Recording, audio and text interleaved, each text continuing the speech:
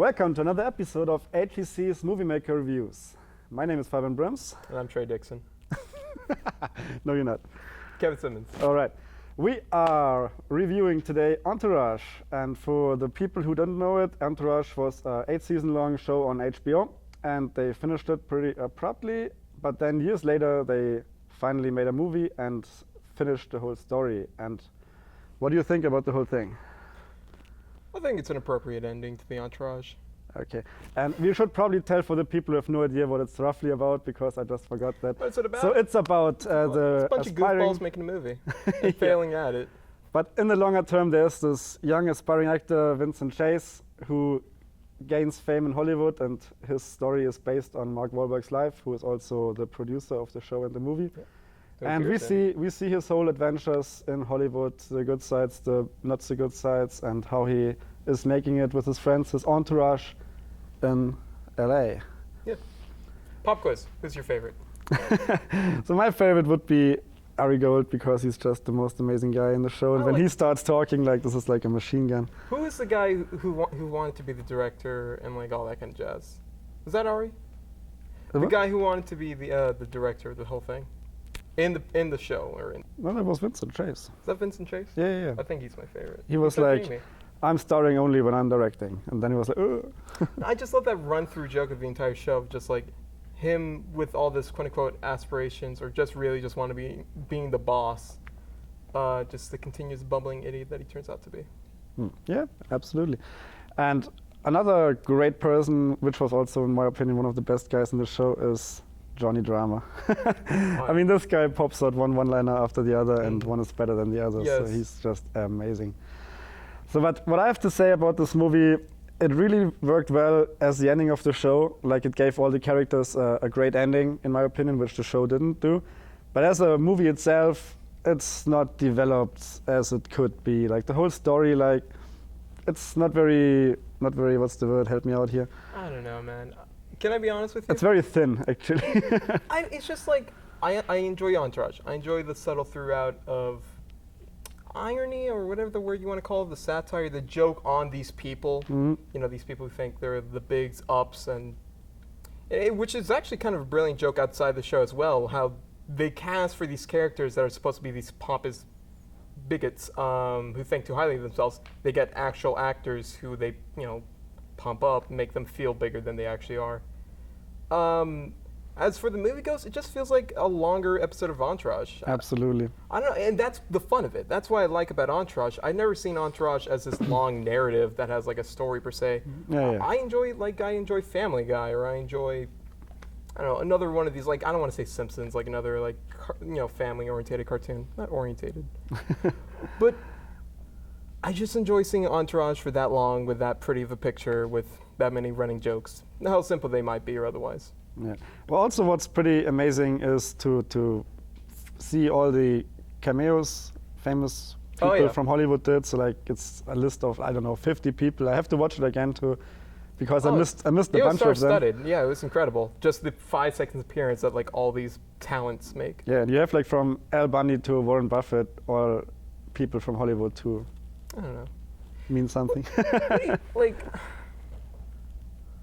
I don't know, there's just, I think the movie's very chewable and spit out.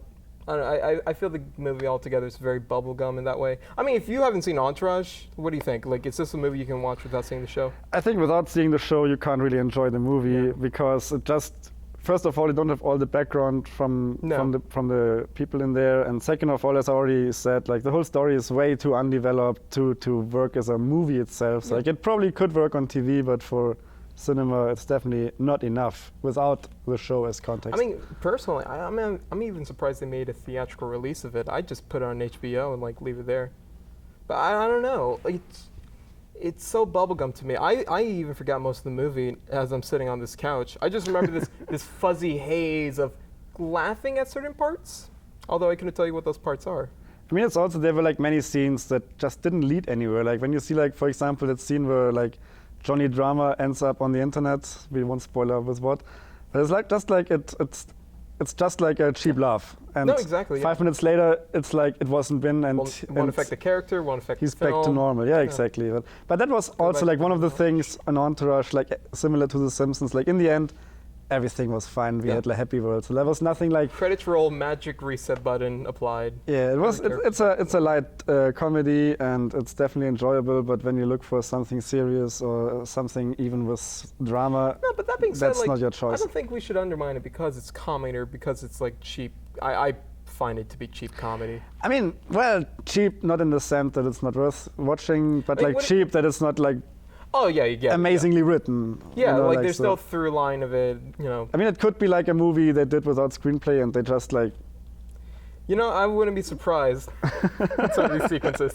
Yeah, right. I wouldn't just.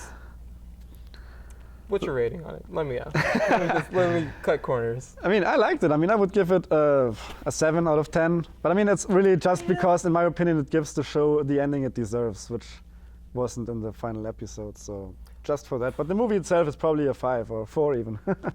I mean, so it's I a just- context thing. for me, it's just a longer episode of Entourage, which, hell, I paid $10 for it, so I'm alright. I'd give it a 7 out of 10.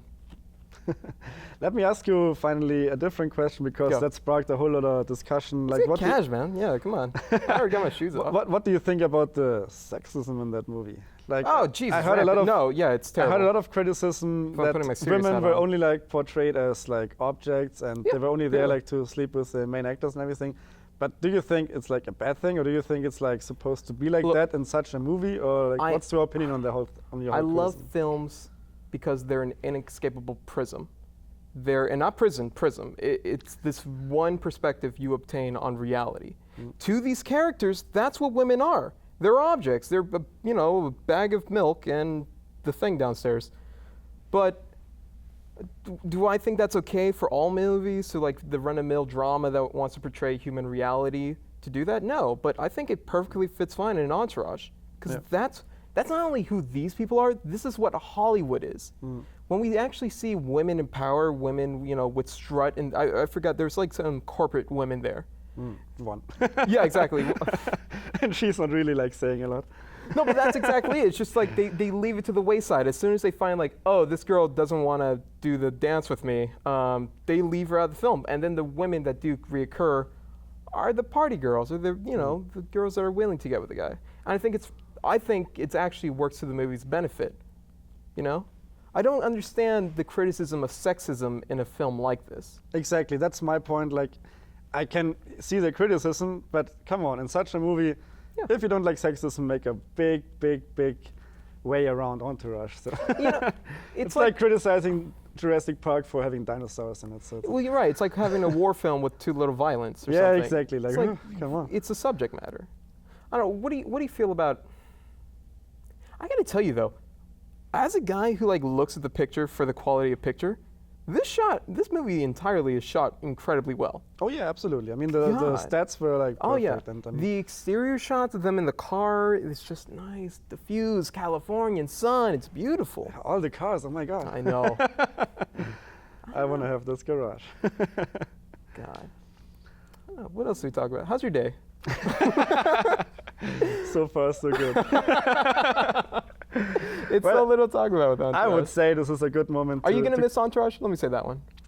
I kind of miss the show because it's really fun to watch, and it's also like I always refer to it as the male counterpart of Sex and the City. Yeah, that is actually a really great way to look at it. So yeah, that's for all the haters. So well, this was our review for Entourage. If you liked the review, please sign up for our YouTube channel, and also sign up for the program here at HCC. Movie making program. Yeah. Come here, study movie making, We make make movies, movies. and go ahead. Thanks for watching. And this is a That's movie, Dad. Cut Bye-bye. camera. Bye.